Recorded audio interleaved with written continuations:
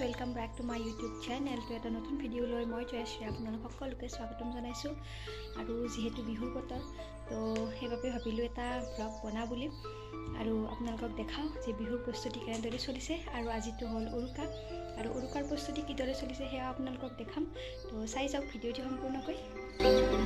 আৰু এয়া মায়ে বনাই আছে নাৰিকল দিয়া পিঠা। তো মই কেইখনমান বনাইছোঁ আৰু কিন্তু মোৰ ইমান এটা ঠিক নহয়, কিন্তু মায়ে বনালে ভাল হয়। আৰু এয়া মায়ে বনাই আছে।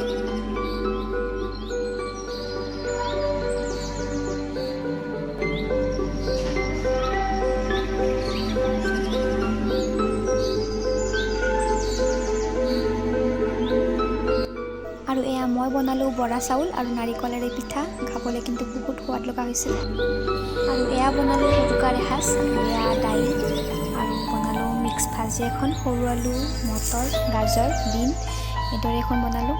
আৰু এয়া মাছ ভাজি হৈ গৈছে।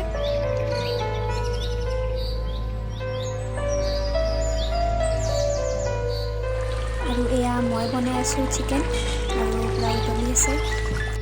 আৰু এয়া ভাজিলোঁ বেঙেনা। আৰু এয়া আমি সকলোৱে লগে ভাগে এসাঁজ খালোঁ। সেই গাইজ, তো আজি হ'ল নেক্সট ডে আৰু মাঘৰ 1 তাৰিখ। আৰু মাঘৰ 1 তাৰিখ বুলি ক'লেতো সকলোৱে বিভিন্ন ধৰণৰ থান বা মন্দিৰত যায়। আৰু আমিও গ'লোঁ শ্ৰী শ্ৰী জয়হৰি পিতাৰ থানলৈ বুলি। আৰু এই থানখন অৱস্থিত নলবাৰী জিলাৰ ষাঠিগুছি অঞ্চলত। আৰু আমি সকলোৱে গ'লোঁ, তো বহুত বেছি ভাল লাগিল। আৰু তাত যিহেতু প্ৰত্যেক বছৰে মাঘৰ 1 তাৰিখে গৰখীয়া উৎসৱ পতা হয়। আৰু সৰু সৰু ল'ৰাবিলাকক 108জন ল'ৰা বহুৱাই তো তেওঁলোকৰ নীতি নিয়মবিলাক কৰে। তো বহুত বেছি ভাল লাগে।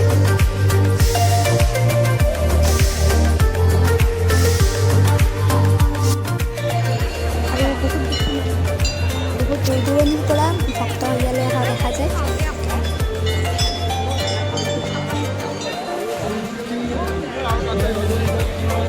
আৰু এয়া আমি মাংস ভাত পালোঁ। আৰু আমি এতিয়া গৈ আছোঁ ভোগ খাবলৈ। আৰু এয়া খিচিৰি ভোগ।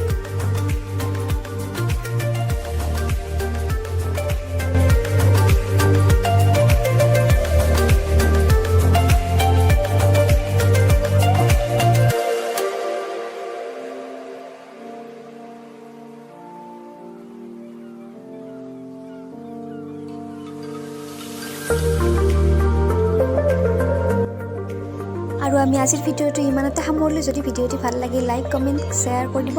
আৰু যদি চেনেলটো ছাবস্ক্ৰাইব কৰে তেনেহ'লে ছাবস্ক্ৰাইব কৰি দিব। ধন্যবাদ।